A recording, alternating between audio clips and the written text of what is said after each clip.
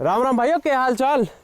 साथियों, अगर आप डीजल के बढ़ते दाम से परेशान हो तो इस वीडियो को आखिर तक ज़रूर देखिएगा, क्योंकि मैं एक ऐसे फार्म पे खड़ा हूँ जहाँ पे गेहूं की फसल हो रखी है, पेड़ों की छांव में हो रखी है।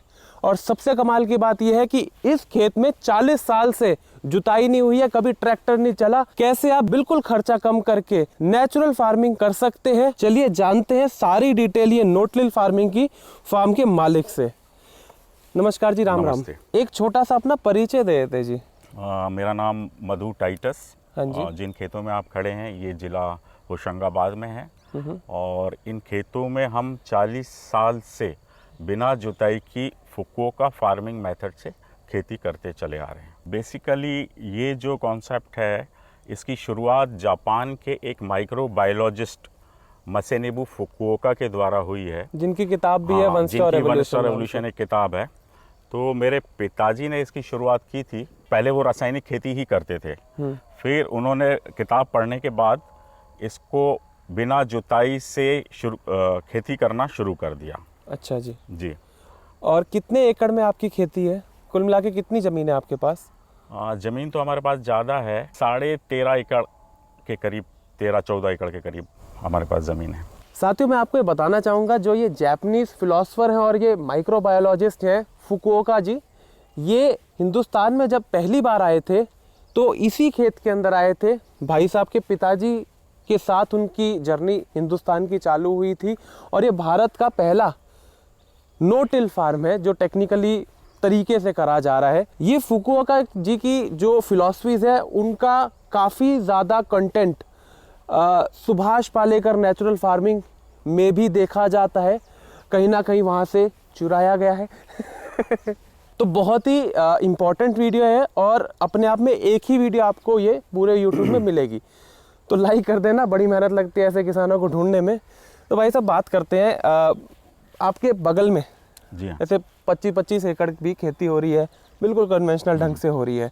मैं उस खेती और इस खेती का कंपैरिजन करूं और गेहूं की बात करूं, क्योंकि दोनों तरफ गेहूं लगा हुआ है, तो हमारा खर्चा कितना आ जाता है? क्योंकि किसानों को आखिर में आय से मतलब है, समाज बच जाए, इन्वायरमेंट बच जाए साथ में तो वो अच्छा है, पर अगर इकोनॉमिक इंसेंटिव नहीं है, इकोनॉमिक सस्टेनेबिलिटी नहीं है, तो लोग इसको अपना नहीं पाएंगे। यहाँ पे आप देख रहे हैं कि इसमें जुताई नहीं है जी। तो जुताई एक बहुत बड़ा खर्चा है खेती में। यदि आप रासायनिक खेती की बात करें तो रासायनिक खेती में 2 बार जुताई करते हैं गेहूं लगाने के लिए। डीजल का कितना खर्चा आ जाता है? 1 एकड़ में लगभग 3,000 रुपये बोनी के ही समय। जो जुताई करके खेत तैयार करना और बीज, लगभग 3,000 रुपये खर्चा आ जाता है लैंड प्रिपरेशन के अंदर। वो खर्चा यहाँ पे जीरो है? बिल्कुल नहीं है, 1% कोई खर्चा नहीं है। जी नहीं। इसमें ये होता है कि जब हम जुताई नहीं करते हैं तो ज़मीन के अंदर एक इकोलॉजी काम करना शुरू कर देती है। जुताई करने से वो इकोलॉजी डिस्टर्ब हो जाती है। जैसे आप हमारे खेतों में देखेंगे तो केंचुए भी हैं और दूसरे माइक्रो ऑर्गेनिजम्स भी हैं। तो जब वो अपना काम करना शुरू करते हैं, जैसे फुकुओका ने अपनी किताब में लिखा है कि धरती के ऊपर जो फसल उग रही है उसको पोषण देना मनुष्य का काम नहीं है। ठीक है। तो जब हम उसको डिस्टर्ब करना, ज़मीन को जुताई से डिस्टर्ब करना बंद कर देते हैं तो हमारी उर्वरा शक्ति ज़मीनों की लगातार बढ़ती जाती है। अब जैसे हमें यहाँ 40 साल हो गए हैं, तो 40 साल होने के बाद यहाँ पर हमें हमारी ज़मीनों में किसी प्रकार की कोई ऑर्गेनिक ना ही कोई रासायनिक खाद डालने की ज़रूरत पड़ती है। और दूसरी चीज़ आप ये देख रहे हैं कि ये जो पेड़ लगे हुए हैं ये सुबबूल के पेड़ हैं और ये लेग्यूमिनस प्रजाति होती है। लेग्यूमिनस मतलब ये जड़ों से नाइट्रोजन फिक्स करती है, जैसे दलहन होती है। जी हाँ। बिना जुताई की खेती में किसी भी प्रकार के मैन्योर की ज़रूरत नहीं होती। गेहूं कटने के बाद हम सीधे ही मूंग के बीज फेंकेंगे और मूंग के बीज फेंकने के बाद उस प्लॉट का मल्च उठा के इस प्लॉट में हल्का जालीनुमा बिछाकर पानी दे देंगे। तो बेसिकली गेहूं की कटाई के बाद आपने जो गेहूं का रेसिड्यू बचा हुआ है उसको आपने खेत में डाल दिया, वो मल्चिंग का काम कर रहा है। मल्चिंग पे एक बहुत अच्छी वीडियो ऑलरेडी चैनल पे आ रखी है, डिस्क्रिप्शन में लिंक है, आई बटन में, उसका आपको क्लिकेबल लिंक भी मिल जाएगा, आप वो वाली वीडियो देख सकते हैं। मल्चिंग होता बेसिकली है कि ज़मीन को नंगा नहीं छोड़ा जाता है, और इसको आप देख सकते हैं ये इसे हमेशा ढक के रखा होता है। इसकी वजह से वीड कंट्रोल में बहुत फ़ायदा मिलता है। जो हार्डकोर किसान है, कन्वेंशनल किसान है पंजाब हरियाणा के, वो यकीन नहीं मानेंगे कि इस टाइप से खेती भी हो सकती है। मैं कहता हूँ प्रत्यक्ष को प्रमाण की ज़रूरत नहीं है। आप पीछे मेरे देख सकते हैं, हाथ से छिड़का हुआ है ये गेहूँ, और कहीं पे भी आप ऐसा नहीं देखेंगे कि फुटाव में कमी है, बहुत अच्छे से जर्मिनेशन में आ रखा है। दूसरा, आप एक चीज़ नोटिस करिए, इतनी खरपतवार नहीं है इस खेत में। एक बार भी कभी ना केमिकल डाला, ना कोई यूरिया DAP डाला, फिर भी खरपतवार कहीं नहीं है, ना घास मारने की दवाई डली है। ये जो कोई भी आप गेहूं का पत्ता देख लो, पत्ता देख के अच्छे किसान को समझ में आ जाता है कि क्रॉप की कंडीशन क्या है। कहीं से कोई पीलापन नहीं है, कहीं से कोई टिप बर्न नहीं है। इसका मतलब ज़मीन में इतनी शक्ति पैदा हो गई है, फर्टिलिटी इतनी बढ़ गई है, ज़मीन फर्टाइल इतनी हो गई है कि बस बीज फेंक दिया और आपका क्रॉप उग जाएगा, पेड़ की छांव में उग जाएगा, जो कि उगना नेक्स्ट टू इम्पॉसिबल है।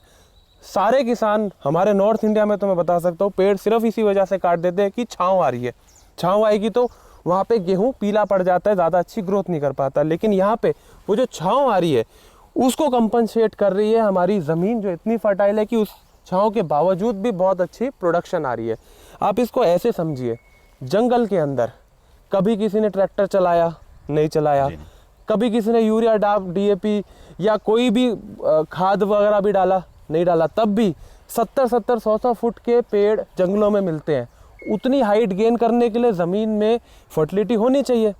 तो मतलब फर्टाइल ज़मीन है, उस फर्टिलिटी को हम अपने इस्तेमाल में ढालने की बजाय उस फर्टिलिटी को मार देते हैं जल्दी ज़्यादा प्रोडक्शन लेने की होड़ में। जी हाँ। ये एक बेसिक अंडरस्टैंडिंग है नोटल कल्टीवेशन की। बिना जुताई की खेती में वीडिंग की कोई ज़रूरत नहीं है। इसमें हम किसी प्रकार की निंदाई ना तो मैनुअल कराते हैं, ना कोई नींदा मार इस कभी भी इसमें डाला गया है। आप इसके लिए साइंटिफिक एक्सप्लेनेशन समझना चाहे तो मैं बताता हूँ। बेसिकली जब कोई भी अड़ंगा उगता है, अभी यहाँ अड़ंगा दिख नहीं रहा एग्जाम्पल के लिए, ये है, तो ये अड़ंगा हमारा उग रहा है, ये राई या सरसों है। इसमें आप देख सकते हैं अड़ंगा जब उगता है, ये वीड है, खरपतवार है, इसके बीज आते हैं। जब हम इन वीड्स को ट्रैक्टर के साथ कल्टीवेट करते हैं तो इनके बीज जमीन में बो जाते हैं, सोइंग हो जाती है। तो जितनी बार ट्रैक्टर चलता है उतना ही हमारा जो वीड्स है वो और ज़मीन के अंदर बीज पहुंच जाते हैं और अच्छी डेप्थ पहुंच जाते हैं, फिर वहाँ से ये फुटाव लेते रहते हैं। तो इसीलिए नो टिल कल्टीवेशन के अंदर वीड का जो प्रकोप है, जो खरपतवार का जो परसेंटेज है, वो साल भर साल कम होता रहता है, और अल्टीमेटली एक ऐसा इक्विलिब्रियम बन जाता है जहाँ पे 5-10% से ज़्यादा खरपतवार होती ही नहीं है, और इस पे आपका पूरा खर्चा बच जाता है। खेत के अंदर न्यूट्रिशन की भी कोई कमी नहीं आती क्योंकि वीड का प्रेशर नहीं है। क्या ये मेथड से खेती करके भी उतनी ही कमाई कम से कम हो सकती है जितनी कन्वेंशनल खेती में होती है? यदि जुताई नहीं करते हुए खेती करते हैं और यदि आप माइल्ड ऑर्गेनिक मैन्योर शुरुआत में डालते हैं तो आपको लगभग बराबर प्रोडक्शन मिलेगा जो मॉडर्न एग्रीकल्चर में मिलता है। तो आपका पिछले साल इस 1 एकड़ में कितना गेहूं का प्रोडक्शन आया था, और ये क्या वैरायटी है? ये जो वैरायटी है गेहूं की, ये मेरे फादर ने काफ़ी पुरानी 30-40 साल से हम यही लगाते चले आ रहे हैं। अच्छा, तो ये देसी बीज है? जी हाँ, देसी बीज। अच्छा, और कितनी प्रोडक्शन ले आया था ये पिछले साल 1 एकड़ में, इसी पैच में जिसमें हम खड़े हैं? ये 1 एकड़ का जो पैच आप देख रहे हैं, यहाँ लगभग जो मॉडर्न एग्रीकल्चर में प्रोडक्शन आता है वही हमारा आता है। बस फ़र्क ये हो जाता है कि वहाँ मशीन के द्वारा बोनी होती है, यहाँ मैंने हाथ से ही छिड़का है। तो जैसे आप वो खाली पैच देख रहे हैं, कुछ खाली पैच छूट गया, तो 19-20 का फ़र्क आता है। यदि 17-18 कुंटल वहाँ हो रहा है तो 15-16 कुंटल हमारा हो जाता है। तो कितने क्विंटल प्रोडक्शन आई थी पिछले साल? 16-17 कुंटल प्रति एकड़ गेहूँ और 4 से 4 कुंटल के करीब मूंग। ठीक है, प्रति एकड़। मतलब सबसे अच्छा फायदा इसमें है कि बहुत कम खर्चा लग रहा है। 50% जो कॉस्टिंग आ रही है मॉडर्न एग्रीकल्चर में उसका कम हो जाएगा इसमें। जैसे ये जो गेहूं हमारा लगा हुआ है, इसको बेचने के लिए हमें कहीं जाने की ज़रूरत नहीं है, इसकी बुकिंग हो चुकी है। जिन्हें लेना है वो पहले ही बोल चुके हैं कि हमें, क्योंकि बहुत ज़्यादा नहीं है मेरे पास, इसलिए फ्रेंड्स और फैमिली में ही हमारा ये डिस्ट्रीब्यूट हो जाता है। क्या रेट पे जाता है? देखिए आजकल अवेयरनेस है लोगों में, तो जो लोग हमसे लेते हैं वो खुद चाहते हैं कि हम डिस्करेज ना हो, तो वो हमको बढ़ा के लगभग देवड़ा रेट जो बाज़ार भाव होता है उससे 1.5 गुना ज़्यादा हमको मिल जाता है इसमें। मतलब 30, 35, 40 के बीच में? जी हाँ, लगभग। अच्छा, अगर हम 30 रुपये भी पकड़ते हैं बेयर मिनिमम रेट जो आप कह रहे हैं मिल रहा है, आपकी प्रोडक्शन करीब करीब 2.5 एकड़ में 40 क्विंटल आ रही है। जी हाँ। तो अप्रॉक्सीमेटली आपका 1.5 लाख रुपए के करीब करीब ये गेहूं बिक जाएगा 2-2.5 एकड़ में। हाँ, ये 2.5 एकड़ जी का हाँ, जो आपने नोटिल में कर रखा है। हाँ, लगभग यही। इसमें आपका कुल मिला के खर्चा कितना आ गया? ये 4-5 महीने की फसल जो गेहूं की है इसमें, इसको प्रोडक्शन कॉस्ट, हाँ जी, यदि 2.5 एकड़ का हम कैलकुलेट करने की कोशिश करें तो 15 से 20 हज़ार रुपये हमारा खर्चा होगा इसमें। तो कहीं ना कहीं प्रोडक्शन गिरने रही है, रेट अच्छा मिल रहा है, नहीं तो मंडी का भी भाव में बेच रहे हो तो आपका उगाने की कॉस्टिंग तो कम हो रही है। जहां नॉर्मल किसान 2-2.5 एकड़ से 25, 30, 50 हज़ार से ऊपर बचा नहीं पाता, वहां पे डबल आय तो हो ही रही है। 1.5 लाख में आप खर्चा हटा लो, 1,25,30 हज़ार रुपये आराम से बच रहा है। मॉडर्न एग्रीकल्चर जो आज हो रही है हमारे देश में, उसमें खेतों में बड़ी मशीनरी का उपयोग है, जैसे हार्वेस्टर, बहुत बड़ी मशीन। अब बड़ी मशीनरी का उपयोग होने के कारण कोई भी अपने खेतों में पेड़ रखना नहीं चाहता। जैसे आप आजू बाजू के खेतों में देखेंगे, ना ही मेड़ों, पहले तो लोग मेड़ों पे पेड़ रखा करते थे, पर आजकल बिल्कुल भी पेड़ नहीं रखते हैं लोग खेतों में। पेड़ों के साथ जमीन का एक रिश्ता होता है, और जब हम किसी अल्टरनेटिव फार्मिंग पे जा रहे हैं, केमिकल फार्मिंग छोड़ रहे हैं, तो उसको पेड़ों के साथ ही करिए, क्योंकि पेड़ों के साथ ही ये जल्दी रिजुविनेट होगी। साथियों, उम्मीद करते हैं आपको आज की हाईली इन्फॉर्मेटिव और कतई यूनिक वीडियो पसंद आई हो। अगर वीडियो पसंद आई है तो लाइक कर लो इस वीडियो को, और चैनल को सब्सक्राइब करके बेल की घंटी दबा दो, ताकि जब भी हम कोई नई वीडियो ऐसी ही डालें तो वो आप तक पहुंच जाए।